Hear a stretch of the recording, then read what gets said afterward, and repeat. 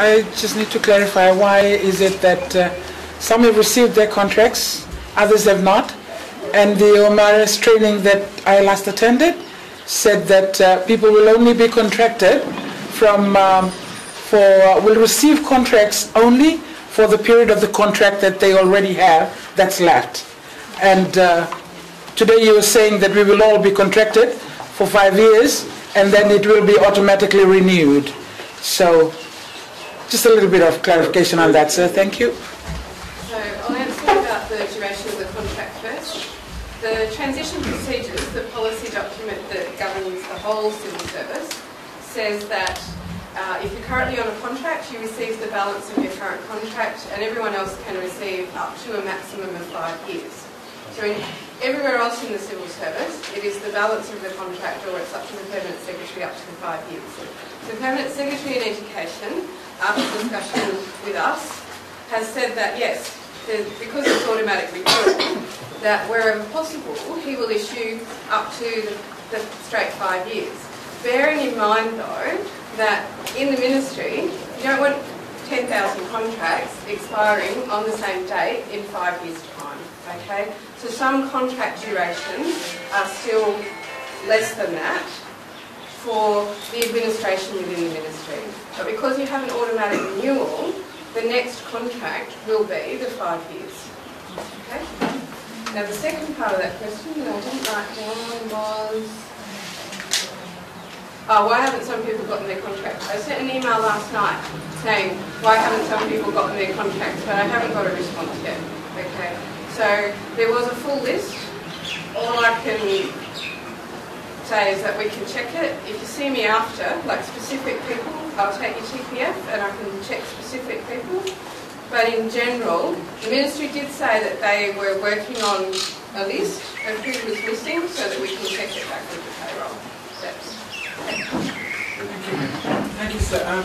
So that actually means that the period of contract now lies with the permanent secretary, or it has to be 5 years when we. The period of contract under the regulations, in conjunction with the Constitution, it is the permanent secretary's authority to determine the duration of the contract. Okay, so the permanent secretary's discretion as to how many years of contract. He is maximising it in education as much as he can, but bear in mind you really don't want everyone's contracts expiring on the same date, because then we'll have the same issues that we're having now, trying to get volume contracts out all at the same time. Okay. There is no disadvantage to anybody to get a shorter period because there's an automatic renewal. Okay? So what Jane is saying is this. Because now everybody's starting on a contract, some of you are already on a contract, right?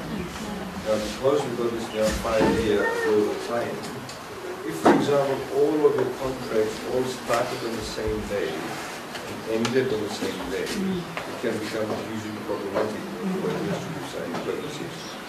So some people are getting a 5-year contract, some people may be getting initially, I bring back initially, so maybe the balance is at 3 years or 2 years. But when that expires, as we said categorically, you get an automatic renewal. When you get an automatic renewal, then it goes up to 5 years. You said everything is good for 5 years.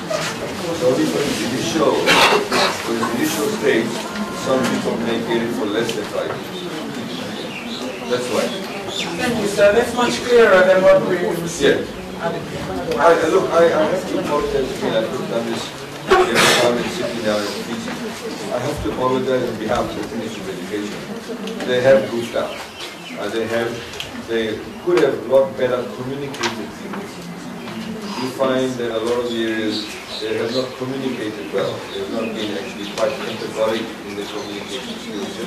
It's probably part of the review too. So that's what we're doing now. So just another question. I can see from the bands, the new bands that we have, the bands now replace the scales and they replace the status also. I mean, when there is a band, I can understand what's going on there, but can I ask, sir, the increase that is now here? Take for example, with assistant teachers, band D, there's a difference in the percentage. How is that determined? Thank you. Because I can see some are already 15% and above. They will be on open merit come December for some of them. So maybe better if we can clarify that now. Thank you. So the step is directly related to what you're earning. Okay, so it is, you move to the step on the assigned band. You move to the step on the band for your position that is the maximum of up to 15%. So because the old salary scales, the differences between one step and another were quite small. So in some instances, people who used to be paid, one person was paid slightly more than the other person, they're now both on the same step, on the new bands. So someone got a bigger increase because they were paid less than the other person before. The person who was paid more before gets a smaller increase because they're both within the 15%. If you have a look, the next step up would be more than 15%. Okay? So it's directly related to what you were on in the salary scales before. Maximum up to 15%. And just another thing, sir, what about the civil servants, permanent civil servants? We've been asked to sign a contract of 5 years and then get the pay increase. If we do not sign the contract, then we will not get the pay increase that is now in store for Fiji, the 14.8. Was it passed in Parliament that it is only for people who sign contracts? Parliament, it doesn't have to get passed by Parliament. Okay? I don't know whether you hear in the beginning. In the beginning, I said when I talked about contracts, you only get the new pay increment you sign the contract. Period. Okay, that's period. You don't sign it? No increase. No, it's the same salary, no problem. But the salary is to match the position. There are no people that won't belong. But you can continue to stay in the system. Similarly, when you have a performance management system, you can get assessed, but you won't be necessarily rewarded by way of increase if you don't sign the contract. But you don't lose your job if you don't sign the contract. Thank you.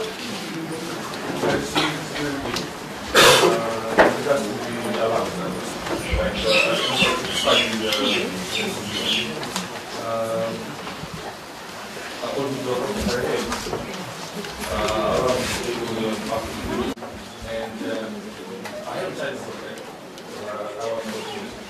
If I sign, you will get the contract, because it says it will continue. So the acting letters will be reissued up to the end of the open merit process. Not 24 years. Not 24 hours. So it'll either be April or August, depending on the level of. And so there'll be another document that we should confirm. That won't stop you from signing. Sir, are you aware of an eligibility test that teachers must sit to qualify for posts? Eligibility test, you mean like a minimum qualification? This is what we were told by our education officers. So the eligibility test is being trialled at the moment. Okay? It is a legitimate part. I'll come around the front so I'm just a little bit closer. My voice is also not used to, I'm not a teacher, I'm not used to having to talk all day. So the eligibility test is being trialled by the ministry at the moment. The reason it's there is because you have such high volume of both positions and applications. Now under the old system, where you had to have X number of years of service out of the EG something before you could apply for an EG something else, I'm not going to say because I've got it wrong. So that's all gone under open merit. Anyone can apply for anything.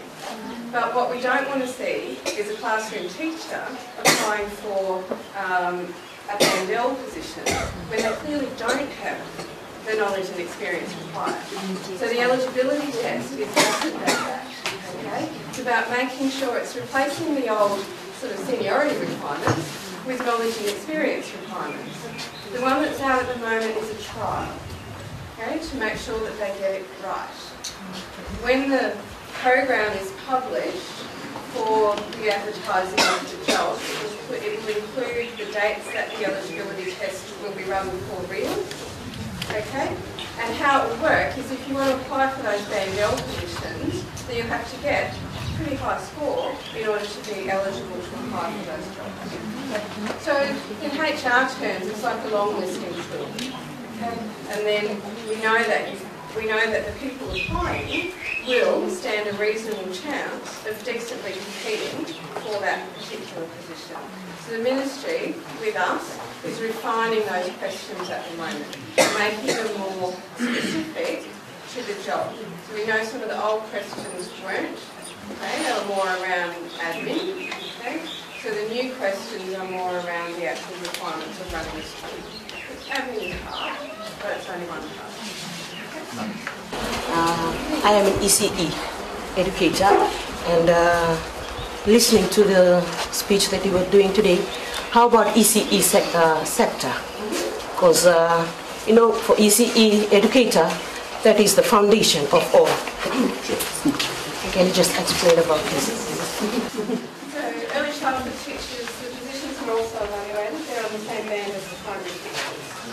We are working with the ministry at the moment to move the grant back into the normal pay processing so that you can go on to the normal payroll.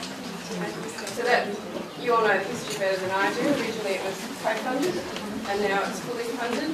So it needs to come back into the ministry so that these year teachers can go on to the payroll. I'm not sure how long that will take to get it sorted with the ministry, but be assured that we are definitely working on it. Okay? Correct. So we do know that some ECE are not full-time. Okay? That needs to be raised in the class size, the student-teacher ratio survey, about what the length of time, like what the allocation of time for ECE should be.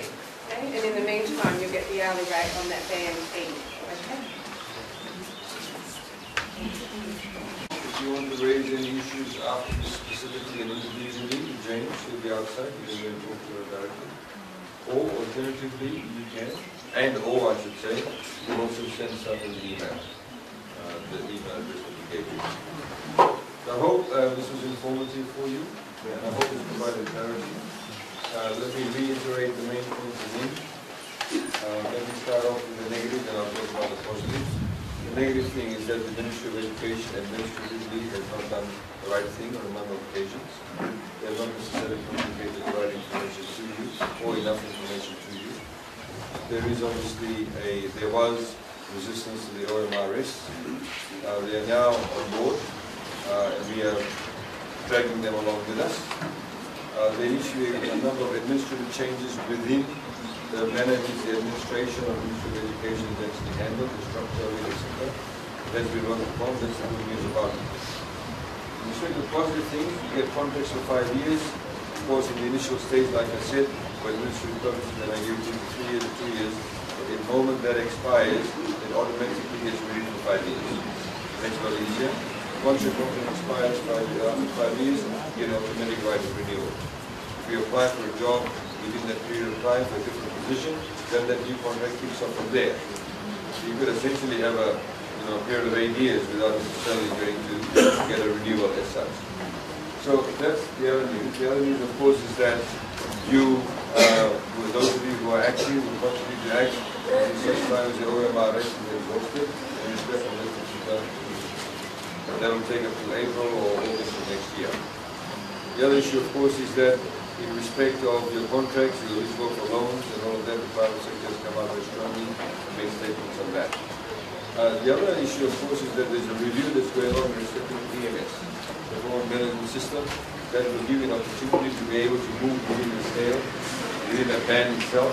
I mean, I've met many people who said, I really don't want to become a teacher, it's too much of a headache. And I don't want to be an administrator. I'm actually a science person. I want to teach science for the rest of my life. There are teachers like that in Australia and New Zealand. They've been science teachers all their lives. They feel very passionate about it. But we want you to be able to do that if you want to do that, but also continue to get recognition for that throughout your teaching life. And that's what the system actually allows you to do. The system does not make it incumbent upon you to chase titles, but it makes it incumbent upon you to actually become better teachers. That's really what we are driving at. And of course, as far as we are concerned, Ministry of Education is better administer, you put in better systems for us to be able to deliver to our clients, which are the students of the next to the Okay.